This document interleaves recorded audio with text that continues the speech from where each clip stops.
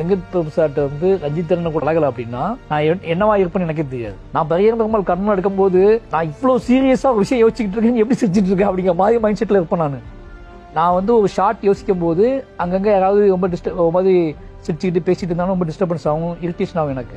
அப்போ நான் வந்து ஒன்று அவங்கள துறப்ப சொல்லிடுவேன், இல்லை அவங்கள்ட்ட நான் அவாய்ட் பண்ணிடுவேன், மைண்டு ஃபேஸே பார்க்க மாட்டேன்.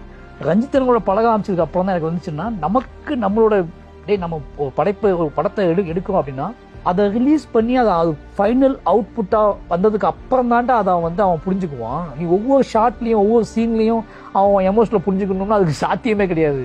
அவங்களுக்கு 1000 எமோஷனல் இருக்கு. இப்போ இங்க நினைக்கிற ஆக்டர்ஸ் ஒரு நடிகை நடிச்சிட்டு இருக்காங்க அப்படின்னா அவங்க வீட்டுல 1000 பிரச்சனை இருக்கும்.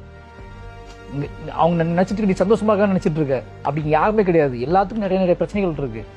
நாம ஒரு படத்தை கம்ப்ளீட் பண்ணதுக்கு அப்புறம் தான் அதுக்கு அவங்க என்ன ரெஸ்பான்ஸ் பண்றாங்க, இவ்வளவு விஷயத்தையும் சொன்னதுக்கு அப்புறமும் அதை ஒருத்தங்க ரொம்ப அன்யூஷுவலா ஹேண்டில் பண்ணாங்க, ரொம்ப ஜஸ்ட் லைக் தட்ட ஹேண்டில் பண்ணாங்கன்னா நீ அதை அவங்கள அவாய்ட் பண்றது நியாயமானதா இருக்கும். அதுக்கு முன்னாடியே ஒருத்தர் ஜட்ஜ் பண்ணாத அப்படிங்கறதெல்லாம் வந்து அவர்கிட்ட வந்ததுதான்.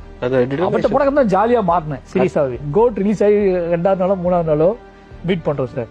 மீட் பண்ணி பேசிட்டு இருக்கோம். உங்க சிஸ்டர் அவங்க பேரு அவன் படம் பார்த்து வராங்க, உங்க சிஸ்டர் படம் பார்த்து வராங்க. அவங்க இவங்க கூட தான் டிராவல் பண்றாங்க. 2 பேரும் சீரியஸா பேசி கமெண்ட் பண்ணி சிரிச்சிட்டு இருந்தாங்க படத்தை பத்தி. படம் எனக்கு அதுவே பார்க்க ஆச்சரியமா இருந்துச்சு. இவ்வளவு நாளா ஒன்னா தானே இருக்காங்க.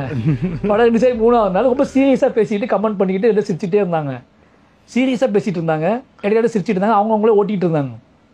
எனக்கு அது பயங்கரமா ஒரு லேர்னிங்கா இருந்துச்சு எனக்கு. அது நான் வந்து என் வீட்டுல யாருமே எனக்கு பேச மாட்டாங்க படத்தை பத்தி. இந்த சீனியர் அப்படி இருக்கு அந்த சீனியர் அப்படிலாம் பேச மாட்டாங்க. ஏன்னா அவங்களுக்கு தெரியும் நான் மூடில் இருக்கேன்னு சொல்லிட்டு. அன்னைக்கு நான் வந்து பக்கத்துல பிரேம்ஜி இருந்தாரு, மொத்த டீமே இருந்தாங்க. அந்த நான் கூட இருந்தேன். எனக்கு அது ரொம்பவே புதுசா இருந்துச்சு. ஒரு படத்தை வந்து எங்ககிட்ட ஜாலியா பேசிட்டே அங்க ஹேண்டில் பண்ணாரு, அப்ப அங்க ஹேண்டில் பண்ணாரு, எல்லா விஷயத்தையும் ஹேண்டில் பண்ணிட்டே இருந்தாரு. அதை பார்க்கும்போது ஒரு மெச்சூர்னஸ் இருக்குல்ல, லைஃப் ஒரு சக்ஸஸை நம்ம அவருக்குள்ள நிறைய ப்ராசஸ் நடந்துக்கலாம், அவங்களுக்கு தெரியாது. ஆனால் சுற்றி இருந்த எங்களையுமே மேனேஜ் பண்ணிக்கிட்டு எங்கள் கூடயும் ஃபன் பண்ணிக்கிட்டு, இன்னும் சொல்லப்போனால் நாங்கள் வேற மூடில் இருக்கோம், எங்கள் கூடயும் டைம் ஸ்பெண்ட் பண்ணி எங்கள் கூட ஜாலியாக சுற்றிக்கிட்டு, ஆனால் அங்கேயும் போய் ஃபோன் அட்டன் பண்ணிவிட்டு 2வது நாளோ 3வது நாளோ தான் நினைக்கிறேன் அவ்வளோ இதாக ஹேண்டில் பண்ணாரு. 2வது நாள் இப்போ சொல்கிறாங்களே 2வது நாள்லாம் என் ஃபோன்லாம் எடுக்கவே முடியாது, அவ்வளோ பஞ்சாயத்து ஆரம்பிச்சிடும். ஃபோனே எடுக்க மாட்டேன் 2வது நாள். எல்லா டைரக்டர்ஸும் மீட் பண்ணுறது ஏதோ ஒன்றுலேருந்து விடுபடுறதுக்கு தான் சார் மீட் பண்ணுறோம். அதிகபட்சம் ஒரு 10 டேஸ்க்கு ஒருத்தர் மீட் பண்ணுவாங்க. எல்லாருமே மீட் பண்ணும்போது சின்னதாக ஒரு சீரியஸாக பேசினா கூட சும்மா இருக்க மாட்டேங்க அப்படின்ட்டுருவாங்க. எல்லாத்துக்குமே பிரச்சனை இருக்குது. ஆனால் அன்றைய நைட்டை வந்து சார் ஒரு நாள் ஃபுல் நைட் பேசிட்டு இருந்தீங்களா நீங்கள்? வாழை சக்சஸ் மீட் தானே சார். ஆடியோ லான்ச் முடிச்சு நைட்ல ட்ரெய்லர் லான்ச் முடிச்சு சார். அவ்வளோ ப்ரெஷர் இருக்கும். நாங்கள் சார் லேட்டாக தான் வந்தார், 10 மணிக்கு வந்தார். ஃபுல் காலை 6 மணி வரைக்கும் சார் அவர் மட்டும் பேசிட்டு இருந்தார் சார். நான் கேட்டுட்டு இருந்தேன் சார். 6 மணிக்கு நைட்டு 10 வரைக்கும் பேச ஆரம்பிச்சார். ராம் சார், ரஞ்சித் எல்லாரும்.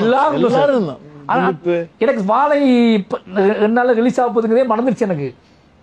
சீரியஸா வாழை படம் ரிலீஸ்க்கு முன்னாடி அவ்வளோ ஒரு சின்ன ரூம்குள்ள அவ்வளோ டைரக்டர்ஸ் பேசிட்டு இருக்காரு. பண்ணலாம் இருக்க வெளியே சொல்ல முடியாது. அப்படி அது என்னன்னா இன்னசென்ட். ஒவ்வொரு டைரக்டருக்குள்ளேயும் நம்ம லெஜெண்டா பார்க்கக்கூடிய மனிதர்களுக்குள்ள எவ்வளோ இன்னசென்ஸ் இருக்குன்னு இருக்குல்ல, அதை அன்னைக்கு நைட்டு தெரிஞ்சுக்கும் போது பயங்கர ஹாப்பியா இருந்துச்சு.